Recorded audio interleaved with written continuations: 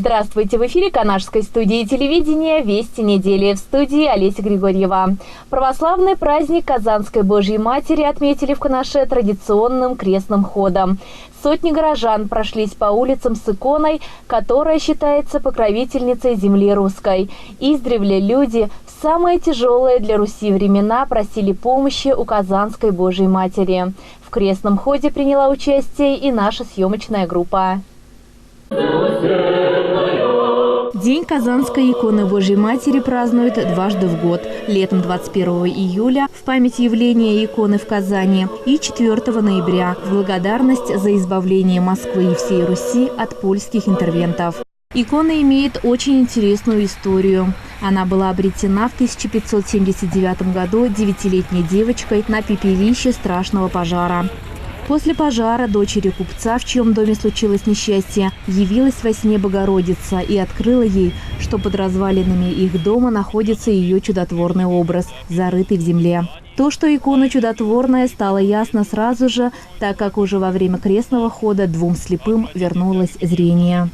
Канашцы крестным ходом вышли параллельно из Никольской церкви и храма всех скорбящих радость и встретились верующие возле храма часовни святых Петра и Февронии. Здесь же состоялся праздничный молебен. Поздравляю всех горожан, всех горожан и граждан нашей страны с праздником Казанской иконы Божией Матери. И всем желаю, как вот на иконе изображена Божия Матерь со своим Сыном Иисусом Христом, Бога-человеком.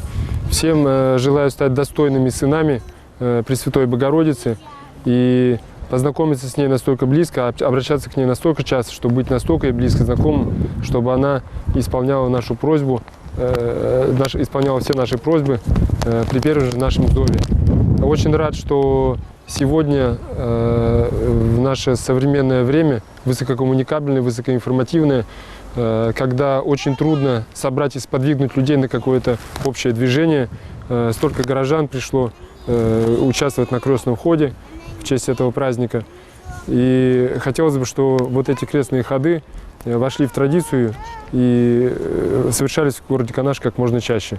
Потому что наша страна, она с древних времен называется Святой Русью, и она существовала и существует не благодаря каким-то высоким технологиям, не благодаря каким-то научным достижениям, а благодаря тому, что в ней было определенное количество святых людей, которые высылали свои молитвы к Богу.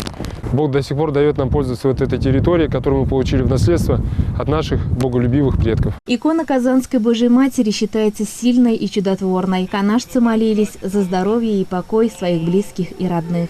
Олеся Григорьева, Антоний Николаев, Константин Садюров, Центральная площадь.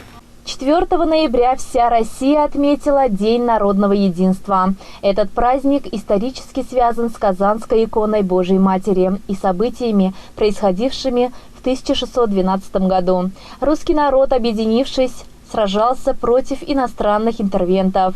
День народного единства канашцы отметили праздничным концертом во Дворце культуры. В День народного единства в Канаш прибыл депутат Государственной Думы Российской Федерации Николай Малов. Он вручил благодарственные письма за многолетний добросовестный труд, большой личный вклад в дело обучения и воспитания подрастающего поколения труженикам нашего города. А также по его инициативе была учреждена стипендия учащимся за отличные успехи в учебе и достижения в общественной деятельности. Николай Владимирович вручил 10 сертификатов ученикам города. Добрый день, дорогие друзья, уважаемые участники и гости нашего праздника. Сегодня в этом прекрасном зале вместе с огромной нашей страной мы отмечаем День единства нашего народа. На протяжении многих веков народы, проживающие на территории российского государства, нашей родной Чувашии, жили в мире и в согласии. И это главная наша сила, которая помогает преодолевать непростые времена и сегодня. Если мы будем вместе, у нас все получится, так как именно в единстве наша сила, дорогие друзья. Поэтому искренне еще раз с праздником! Вперед, Россия, Чувашия и любимый, дорогой наш Канаш. С праздником! От имени Виталия Михайлова горожан поздравила исполняющий обязанности главы администрации Ринат Алапов. С праздником единства народов. Наш народ, он склонен в ответственные и тяжелые моменты сплотиться.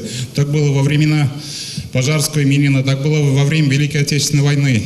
И поэтому решите вас еще раз поздравить с этим днем, пожелать благополучия, здоровья и благополучия еще раз в ваших семьях и вам. Спасибо. Русский народ всегда жил в единении с другими национальностями. В единстве сила и будущее страны. Мы с гордостью называем себя гражданином России, единым народом, равных которым, я убежден, что нету и никогда не будет. В день единения можно сказать такие слова, что наша Россия была всегда целостна. Она была для меня символом неразрушимости, символом мира и спокойствия. И пусть так будет всегда. Со своими концертными номерами гостей порадовали Чувашский народный хор «Канаш», народный хор ветеранов, вокальный ансамбль «Россияночка», молодежный театр «Грани», ансамбль дамристов «Огоньки», хореографическая студия «Сияние», танцевальный ансамбль «Юность», студия современного танца «Ритм», вокалисты Дамиан Смелов, Ольга Константинова, Дарья Серова и Екатерина Чуева. Олеся Григорьева, Антоний Николаев, Константин Садюров, Дворец культуры. Территория возле Никольской церкви находится под контролем общественности. Волонтеры и просто активные люди города очистили ее от мусора и веток. В субботнике принял участие глава администрации Виталий Михайлов. Об этом в репортаже Антония Николаева. Октябрь запомнился инициативным жителям Канаша не только переменчивой погодой, но и уборкой территории. Под конец месяца прошел плановый субботник, с помощью которого был облагорожен участок территории по обе стороны пешеходного моста над железнодорожными путями в районе Никольской церкви. Очень много людей откликнулось, и я всех хочу неравнодушных граждан призвать к такой же доброте, которая идет от сердца, бескорыстная. Потому что это хорошее дело, когда все граждане города собираются и помогают. Не просто для того, чтобы получить какую-то звездочку, награду, благодарность, а просто от того, что у них большое чистое сердце. И хотела бы обратить внимание на задний план. Там очень много людей, которые работают и помогают. Кубометры сорняков, заросли кустарников, неухоженных, разросшихся стволов деревьев 19 октября составили цельную, уже радующую глаз композицию. Если вы хотя бы раз проходили мимо этого места, то не могли не заметить этот заросший пустырь практически в самой оживленной части города. Откликнулись на призыв и Канашской церкви, и сами горожане тоже. Вот этот душевный порыв мы поддержали, объявили сегодняшний день субботником по городу. Это не единственная площадка, где сегодня население наводит порядок. Выделили технику и в преддверии зимы хотим просто город очистить от лишнего мусора. Также, по словам Виталия Михайлова, территория в дальнейшем будет приводиться в порядок, благоустраиваться. Информация о подобных мероприятиях будет исправно добавляться во всевозможные новостные ресурсы. Так что у каждого канашца при наличии желания появится возможность добавить красок в свой город. Чисто не там, где убираются, а там, где не мусорят. Антоний Николаев, Елена Блатцева, Вести недели. В рамках месячника по гражданской обороне в медицинском колледже прошел единый информационный молодежный день на тему «Пожарная безопасность». Со студентами обсудили причины пожаров, познакомили их со спецоборудованием и тушили очаг возгорания. Подробности у Ирины Константиновой. При возникновении пожара следует задуматься не только о сохранности имущества, но и в первую очередь о здоровье. Студентам медицинского колледжа был продемонстрирован информационный видеофильм. Но больше интерес у них вызвала демонстрация спецкостюмов, противогазов и огнетушителей. Ведь правильное применение каждого из них способствует благоприятному исходу при нестандартных случаях. Пожар опасен открытым огнем, высокой температурой воздуха, ядовитыми газами, дымом и другими неблагоприятными факторами. Во время беседы обучающиеся поговорили о причинах пожара, вспомнили, какие правила пожарной безопасности существуют, по какому номеру нужно звонить при возникновении пожара. Многие из нас в таких в чрезвычайных ситуациях забывают, как пользоваться, например, огнетушителем или что делать, когда пожар. И это было очень полезно для нас. Во второй части встречи прошло практическое применение огнетушителя. Студентам предоставилась возможность применить огнетушитель, и очаг возгорания благополучно был потушен. У нас на данный момент 96 пожаров по городу Канаш и Канашскому району. По вине детей у нас в этом году 5 пожаров. Это произошло из-за того, что они дома оставляют одних, спички недалеко убирают. Детская шалость, обычно детская шалость. У нас, как обычно говорят, дети смотрят на взрослых. Взрослые что делают, дети то же самое делают. Когда учился, был преподаватель, говорил нам, лучше ребенок пускай потрогает один раз при вас, например, горячую кастрюлю. Пускай рукой потрогает реально, что будет с ним, и потом больше он к нему не прикоснется. Ирина Константинова, Елена Блацова. Вести недели. Солнечный круг в кругу старых друзей. В Канаше состоялось открытие 12-й межрегиональной детской вокально-хоровой ассамблеи. География ассамблеи растет. В этом году приехали коллективы из Подмосковья, Карелии, Татарстана, из городов и районов Чувашии. Торжественное открытие прошло в музыкальной школе города. Директор Лиана Андреева рассказала гостям, как она познакомилась с президентом Международного хорового союза Борисом Сметаниным. Случайно осенью 2007 года я оказалась на железнодорожном вокзале, встречала поезд, на котором должна приехать была моя подруга. Но подруга приехала не одна, она приехала с огромным коллективом, который возглавлял Борис Иванович Сметанин. Они возвращались с очередного фестиваля и дружно высыпали на перрон эти веселые детские голоса, задорный смех. Я знала, я знала, что там будут хоровые коллективы. Я знала, что там будет Борис Иванович. Подготовиться времени нет. Но у меня был вот такой вот диск с нашего хором «Солнышко». Это был первый диск, который мы записали первым составом «Солнышко». И этот диск я вручила Борису Ивановичу, познакомилась с ним, вручила Борису Ивановичу и практически не надеялась, что он услышит и будет слушать. Вряд ли у него найдется время, чтобы послушать. Буквально не прошло и месяца, как Борис Иванович звонит и приглашает меня в посольство в Москву, в посольство Болгарии. И вот там уже я познакомилась вот с моими подругами. Я не постесняюсь сказать это слово, что это действительно мои хоровые подруги. Именно этот состав хора услышал Борис Иванович первым.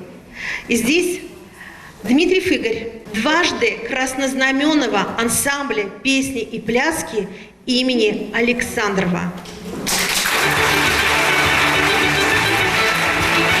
Да, мы гордимся своими учениками.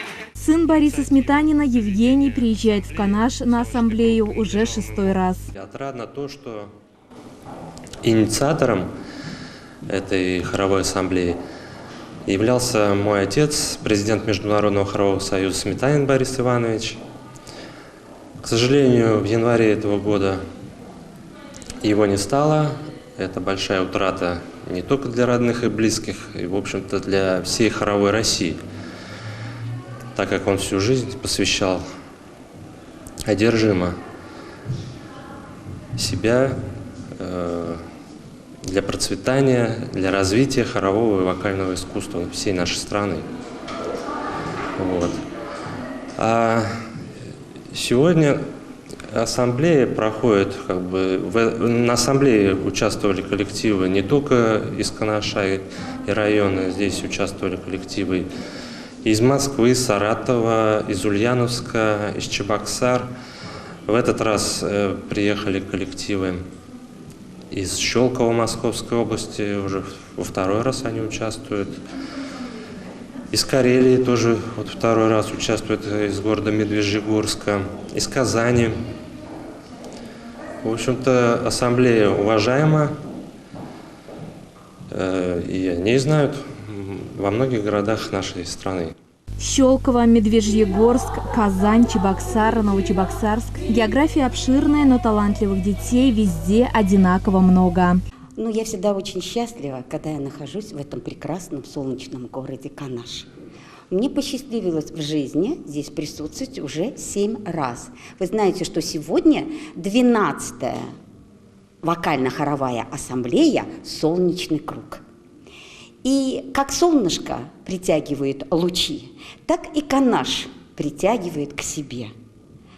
Потому что сюда приедет человек только с доброй душой, с добрыми намерениями. Потому что, как вы правильно сказали, он постоянно мелькал перед нами, но очень удивительно, что открыл нам Канаш, нам, казанцам, и не только Казани, не только Республики Татарстан, но и Карелии, и Москвы, и Московской области, я могу перечислять очень-очень много, кто был здесь. Открыл нам Борис Иванович Сметанин. И, вы знаете, я с гордостью, с теплотой, добротой, с радостью, что молодец Лиана Анатольевна, которая руководит этой школой, прекрасной музыкальной школой, она посвящает 12-ю вокально-хоровую ассамблею президенту Международного хорового союза Сметанину Борису Ивановичу. Именитые гости с удовольствием приезжают в Канаш и посещают детскую музыкальную школу имени Михайлова. В этой школе, в этом прекрасном зале, во-первых, я говорила, там очень хорошая аура. И там просто вот нельзя плохо петь, играть, потому что там и стены помогают, и стулья помогают. И я думаю, что все будет великолепно. И самое главное, этот фестиваль, еще раз повторяю, он с добротой. Про Бориса Ивановича Сметанина на протяжении всего вечера вспоминали с теплотой и благодарностью. Много лет был нашим вдохновителем, поддерживал во всех наших начинаниях. Он нас знакомил с коллективами из других республик и городов. И более того, он смог убедить эти коллективы в том, что они могут и должны приехать в город Канаш и участвовать в этой ассамблее, в результате чего мы что имеем? Мы имеем содружество не только коллективов, а тысяч и тысяч певцов маленьких, от малого до большого, детей, которые знакомятся, они передают свое мастерство далее по приезде в свои учреждения, в свои школы, в свои коллективы. И можно сказать, что это хороший памятник Борису Ивановичу Сметанину. Закрытие ассамблеи состоялось во Дворце культуры. Олеся Григорьева, Елена Блатцева, Антоний Николаев. Вести недели. Футбольный клуб «Локомотив» выиграл первенство Федерации футбола Чувашской Республики среди взрослых команд первого дивизиона сезона 2019 года. Первым команду с историческим результатом поздравил Виталий Михайлов. В конце октября футбольный клуб «Локомотив» вписал яркую страницу в историю спорта города Канаша. На стадионе «Локомотив» состоялась ответная финальная встреча против команды футбольного клуба «Чурачики». Результат гостевого поединка 2-2 оставлял соперникам практически равные возможности на пути к титулу победитель первенства. Оба коллектива были достойны этого звания и проделали огромный турнирный путь. Каждый игрок хотел завершить сезон на высокой ноте.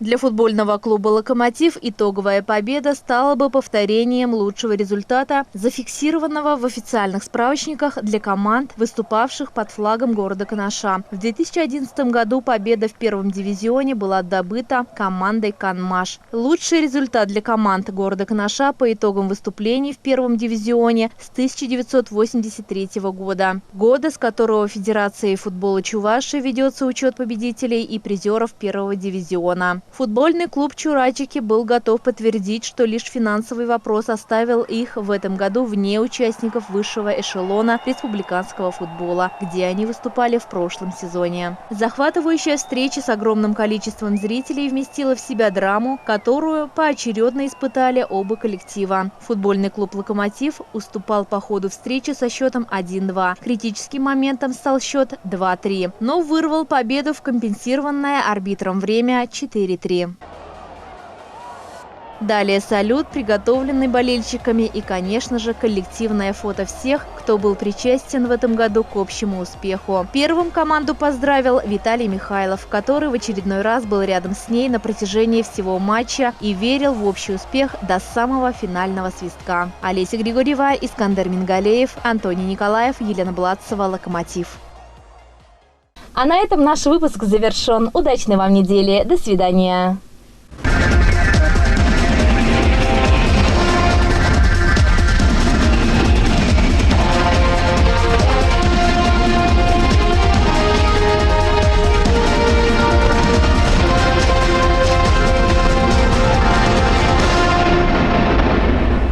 Низкие цены мечта, низкие цены реальность с магазином «Светофор». В магазины «Светофор» напрямую от производителя поступает товар, поэтому мы можем предлагать населению товары по очень доступным ценам. На постоянной основе проводятся акции, чтобы ваши покупки стали еще выгоднее. Все группы товаров – продукты, бытовая техника, посуда, бытовая химия, одежда, обувь, хозяйственные товары, товары для дома и многое другое. Постоянные акции помогут сэкономить ваш бюджет. Мы здесь для праздничного стола все взяли, все необходимое. У нас, конечно, большое мероприятие. Завтра у нас свадьба. Вот мы готовимся с настроением. Здесь мы экономим свой бюджет. Нам нравится сюда приезжать. Мы частенько сюда приезжаем, покупаем все необходимое.